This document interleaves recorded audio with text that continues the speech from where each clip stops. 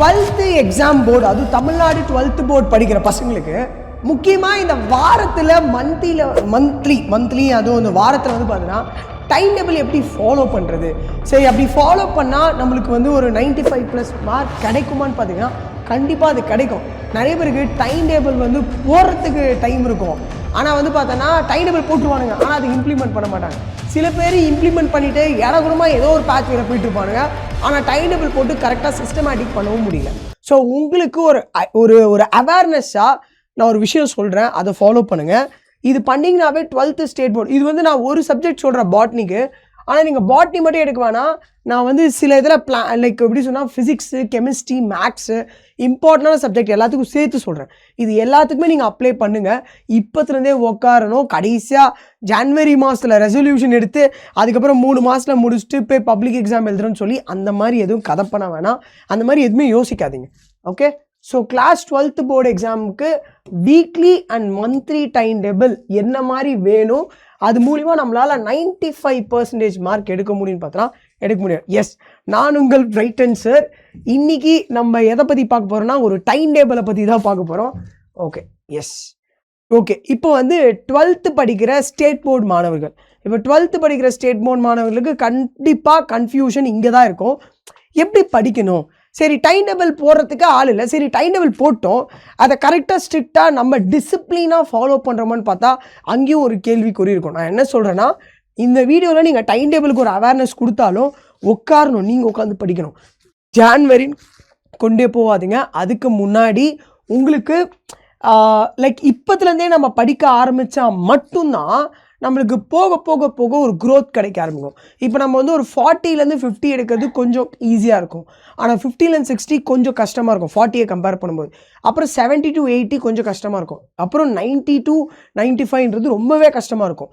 நம்ம ஒவ்வொரு வாட்டியும் நம்ம ஹார்ட் ஒர்க் பண்ணும்போது அந்த மார்க்கோட வேல்யூ குறைஞ்சிட்டே இருக்கும். விச் மீன் கம்மியான மார்க் பர்சன்டேஜில் தான் நம்மளை வந்து இம்ப்ரூவ் பண்ணுற மாதிரி இருக்கும்.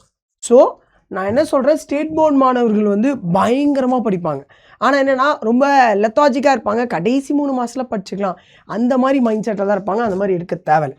இந்த பாரு, இந்த பிக்சர் பாரு, சும்மா கனவு லைக் சும்மா ட்ரீம் மட்டும் பண்ணிகிட்டே இருந்தோன்னா நம்மளால் வந்து அந்த மார்க் அச்சீவ் பண்ண முடியாது. We should implement. இந்த பாரு, ட்ரீம் பண்ணும்போது அழகாக இருக்கும், திடீர்னு நம்ம சூப்பர் மேனாக மாறணும், ஸ்பைடர் மேனாக மாறணும், நம்ம மக்களுக்கு உதவி செய்யணும், அந்த மாதிரி நம்மளுக்கு நிறையா விஷயம் மைண்டில் தோணிக்கிட்டே இருக்கும். ஆனால் நம்ம அதை இம்ப்ளிமெண்ட் பண்ணுறதுல தான் அங்கே ஒரு சில விஷயமே இருக்குது. ஸோ நாட் ஜஸ்ட் ட்ரீம் பண்ணுறதை ஸ்டாப் பண்ணிவிட்டு அந்த ட்ரீம் பண்ணுறத கனவுகளை நோக்கி ஓடிக்கிட்டே இருக்கணும். அதுக்கு நம்ம என்ன பண்ணணும்னா உட்காந்து படிக்கணும். டைம் டேபிளை விகாரஸாக ஃபாலோ பண்ணணும். நான் இது எல்லாமே ஏஐட்டேருந்து கொஞ்சம் ஒவ்வொரு பிக்சராக சொல்லி தான் எடுத்தேன். ஆக்சுவலி நல்லா இருக்குது. ஓகே, இங்கே பார்த்தோன்னா ஒரு நீட்டுக்கு ப்ரிப்பேர் பண்ணுறேன். இப்போ போர்டு எக்ஸாம் நான் ஆக்சுவலி என்ன சொல்கிறேன், ஸ்டேட் போர்டு மாணவர்கள் போர்டு எக்ஸாமுக்கு செம்மையாக ப்ரிப்பேர் பண்ணிங்க. புக் பேக்கை தாண்டி புக்கின் சைடும் பக்காவாக பண்ணிங்கன்னா உங்களால் நீட்டும் அடிக்க முடியும். ஓகேவா, நீட்டுமே அடிக்க முடியும். ஸோ போர்டு எக்ஸாம் மாணவர்கள் ஒவ்வொரு விஷயத்தையுமே செயல்முறைக்கு கொண்டு வாங்க. அது என்ன மாதிரி செயல்முறைனா இங்கே தான் விஷயமே இருக்குது. ஓகே, இதுக்கு நான் எல்லோ கலர் காட்டுறேன். இந்த பேர் கிளாஸ் 12th சிலபஸாக இருந்தாலும் சரி, கிளாஸ் 11th, ஓகேவா, இங்கே 11th போட்டிருப்பேன்னு நினைக்கிறேன். இந்த பேர் இது 11th, இது கிளாஸ் 12th. ஓகேவா, ஃபஸ்ட்டு நம்மளுக்கு 12th ஸ்டாண்டர்டில் பாட்னியாக இருந்தாலும் ஜுவாலஜியாக இருந்தாலும் பயாலஜின்னு பார்க்கும்போது நம்மளுக்கு இந்த ஜெனட்டிக் லெசன் ரொம்ப டஃப்பாக இருக்கும். ஸோ ஜெனட்டிக் லெசனை ஃபஸ்ட்டே படித்து அதை வந்து கிராக் பண்ண பாருங்கள். அண்ட் நெக்ஸ்ட் வந்து பார்த்தோன்னா ஈகாலஜி. இந்த ஈகாலஜி லெசன் வந்து பார்த்தோன்னா நம்மளுக்கு வந்து சிம்பிளாக தெரியும், ஆனால் அதில் வந்து நிறைய கேள்விகள் வரும். அண்ட் நெக்ஸ்ட் வந்து பார்த்தோன்னா பயோடெக்னாலஜி. ஸோ முக்கியமான லெசன் ஹியூமன் ரீப்ரொடக்ஷன். இதுவே 11th இருந்தால் எடுத்தோடனே பயோமாலிகுல்ஸ் தான். ஏன்னா பயோமாலிகுல்ஸ் வந்து அதுக்கு முன்னாடி ஒரு பேசிக் பார்த்துடும். பயோமாலிகுல்ஸ் இருந்தால் உனக்கு நல்லாவே இதாகும். இது 11th ஸ்டாண்டர்ட் சொல்கிறேன். அல்டிமேட்டாக நம்மளால் போர்டு எக்ஸாமையும் கிராக் பண்ணணும் அண்ட் நீட்டையும் கிராக் பண்ணணும்னு நினச்சிட்டு இருக்கவங்க அதை பண்ணுங்கள். இல்லை போர்டு எக்ஸாம் பண்ணணும்னா book back plus previous year important question plus புக்கின் சைடும் பார்த்தீங்கன்னா அதனாலையும் நம்மளால் வெற்றி காண முடியும். என்ன இந்த ஒவ்வொரு சப்ஜெக்டையும் இப்போ பாட்னி, ஜுவாலஜி, இந்த மாதிரி கெமிஸ்ட்ரி, இங்கே பாரு, நீயே பாரு, கெமிஸ்ட்ரியை நீயே பாரு, பயாலஜி ஆரம்பிக்கிறேன் 5 AM to 7 AM ஸ்கூல் போகிறதுக்கு முன்னாடி. சில பேர் 7 மணிக்கே கிளம்புவாங்கன்னா அப்போனா ஒரு 4:30க்கெலாம் எழுந்துச்சி படிங்க. அதுக்கப்புறம் படிங்க. அப்படி இல்லைனா ஸ்கூல் முடிச்சுட்டு வந்து படிங்க. இதுவே ஈவினிங் சீக்கிரம் வந்தீங்க 6 மணிக்கு வந்தால் கூட கெமிஸ்ட்ரி எடுத்துக்கோங்க. அடுத்த ஒரு 1 hour 1.5 மணி நேரம் ஃபிசிக்ஸ் எடுங்க. அதுக்கப்புறம் இன்றைக்கி படித்தது எல்லாத்தையும் ரிவிஷன் பண்ணுங்கள். நைட்டே ரிவிஷன் பண்ணுவோம். நான்லாம் என்ன பண்ணுவேன்னா நைட்டே ரிவிஷன் பண்ணுறேன்ற பேரில் பண்ணவே மாட்டேன். ஆனால் மோஸ்ட்டாக நம்ம நைட்டே ரிவிஷன் பண்ணோன்னா காலையில் எழுந்துச்சி ஒரு ஃப்ரெஷ்ஷப்பாக ரிவிஷன் பண்ணும்போது ஒரு 1/2 hour நம்மளால் படித்து முடிக்க முடியும். அண்ட் நெக்ஸ்ட்டு வந்து பார்த்தோன்னா இந்த மாதிரி ஒவ்வொரு சப்ஜெக்ட்டும் மாற்றணும். ஒரே நாளே காலையில் எடுத்து பாட்னி ஜுவாலஜி பயாலஜி அப்படின்னு போகக்கூடாது. காலைல சப்ஜெக்டிவ் மாற்றணும். ஆனால் ஈவினிங் லாஸ்ட்டாக நம்ம ரிவிஷன் பண்ணாமல் தூங்கவே கூடாது. ரிவிஷன் பண்ணி திருப்பி காலைல எழுந்துச்சி திருப்பி அதே ரொட்டீனாக ஃபாலோ பண்ணணும். அண்டு ஸ்கூலில் ஒவ்வொரு சப்ஜெக்டை முடிச்சுட்டு இருக்கும்போது இது தேவையில்லை.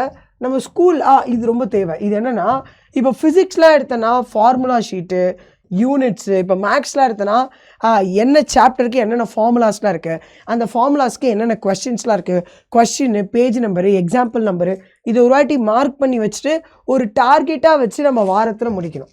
இப்போ நான் வந்து பயாலஜிக்கு சொல்கிறேன். இப்போ நான் பயாலஜி அதுவும் பாட்னிக்கு சொல்கிறேன். இதில் வந்து பார்த்தோன்னா நம்மளுக்கு மொத்தம் 10 சாப்டர் இருக்குது. நம்மளுக்கு 10 சாப்டர் இருக்குது. இப்போது வீக்லி ஷெடியூல்னு ஒன்று இருக்குது. அண்ட் நெக்ஸ்ட்டு மந்த்லி ஷெடியூல்னு ஒன்று இருக்குது. இப்போ வீக்லி ஷெடியூல்னா இப்போ பாரு, இப்போ ரீசெண்டாக நம்மளோட பிடபிள்யூ ஆப்லேயே போயிட்டுருக்கு அண்ட் யூடியூப்லேயும் ஃப்ரீயாக போயிட்டுருக்கு. ஸோ இப்போ இந்த ஃபஸ்ட் லெசன் எடுத்தேன்னா இதில் கண்டிப்பாக ஒரு 6 லெக்சர் இருக்கும். ஒரு லெக்சர் ஒரு மணி நேரம் வச்சுக்கோ, 1.5 மணி நேரம் கூட வச்சுக்கோ. ஸ்கூலில் நடத்தினாலும் வீட்டில் வந்து கொஞ்சம் தெளிவாக உள்ள டீப் இன்சைடாக படி. இப்போது வீக்லின்னு எடுத்துட்டேன்னா இதுவே ஒரு 6 லெக்சர்னா ஒவ்வொரு நாளைக்கும் ஒன்று எடுத்துக்கோ, இல்லை ஒரு நாளைக்கு ஆல்டர்னேட்டிவாக எடுத்துக்கோ. வெறும் பாட்னி மட்டுமே ஒரு நாளைக்கு ஃபுல்லாக எடுத்துக்காத, ஒரு டெய்லியுமே எடுத்துக்கோ. ஆனால் botany zoology physics chemistry maths 5 இருக்குது. ஸோ அதனால் ஒரு நாள் விட்டு ஒரு லெசன் எடுத்துக்கோ. ஒரு வாரத்துக்கு நீ அதை முடித்த உடனே அதை மந்த்லி ஓகேவா குமுலேட்டிவ் டெஸ்ட்டுன்னு சொல்லுவாங்க. குமுலேட்டிவ் டெஸ்ட் அப்படின்னா இப்போ நீ ஒரு வாரத்தில் ஒரு நாள் விட்டுன்னு படித்தாவே ஒரு 3.5 லெசன் படிக்க முடியும் பாட்னியில். ஓகே 3 வச்சுக்கோ. அப்போ இன்னொரு வாரத்தில் வந்து பார்த்தோன்னா அடுத்த 3, அப்போ ஃபஸ்ட் லெசன் கம்ப்ளீட் ஆகிடும். ஸோ இந்த மாதிரி படிச்சுட்டு அந்த ஒரு வாரத்தில் 3 லெக்சர் முடிச்சோன்னா அதுலேருந்து ஒரு டெஸ்ட் எழுதிப்பார். இப்போ நாங்களே வந்து பார்த்தோன்னா பெய்ட் பேட்சில் வந்து உங்களுக்கு வந்து எக்ஸ்ட்ராவாக அந்த கொஸ்டின் டிபிபிலாம் தரும், டெய்லி ப்ராக்டிஸ் ப்ராப்ளம் ஹோம்ஒர்க் மாதிரி.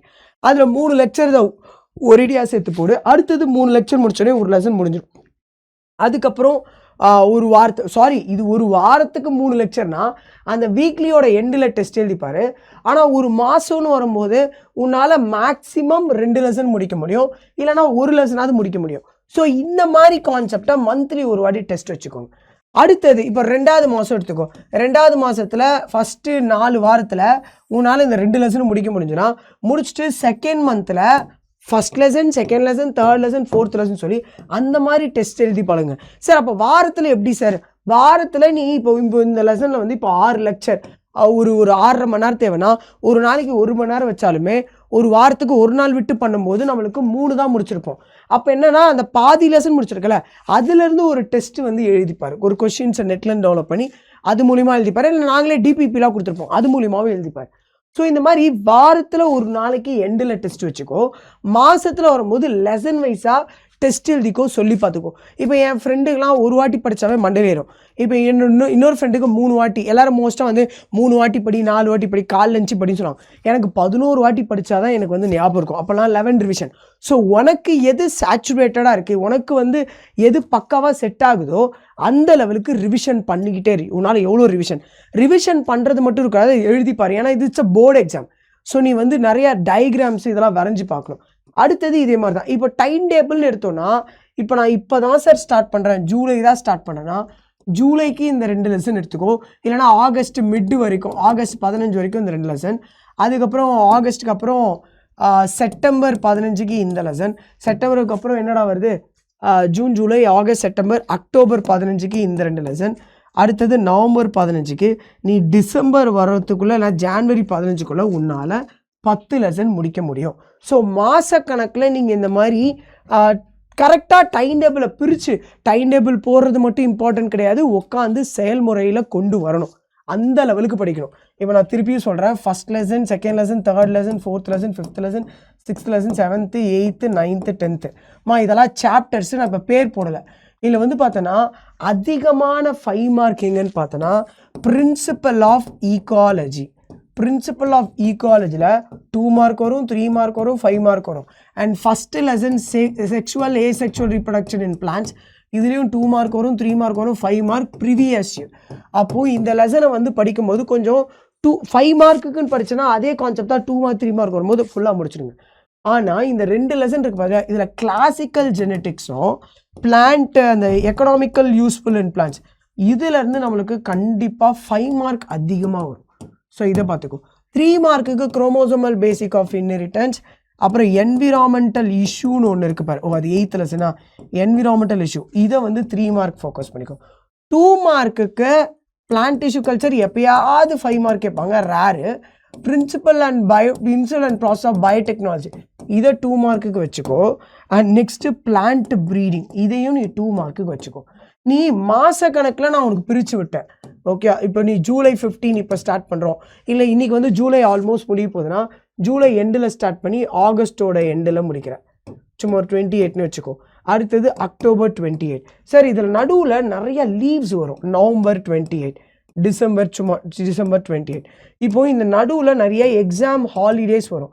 அதை நீங்கள் சாக்ரிஃபைஸ் பண்ணணும். அந்த லீவை நீங்கள் வந்து ரொம்ப ஃபன்னாகவும் யூஸ் பண்ணாமல், தீபாவளியே வந்தாலும் ரொம்ப ஃபன்னாக அந்த நாள் படிக்க முடியாது. ஏன்னா வீட்டில் எல்லாருமே சந்தோஷமாக இருப்பாங்க, நல்லா சுற்றிட்டு இருப்பாங்க. ஆனால் நீ அதை சாக்ரிஃபைஸ் பண்ணியும் சில விஷயத்த நம்ம அந்த ஆன் டைம்குள்ளே முடிக்கணும்.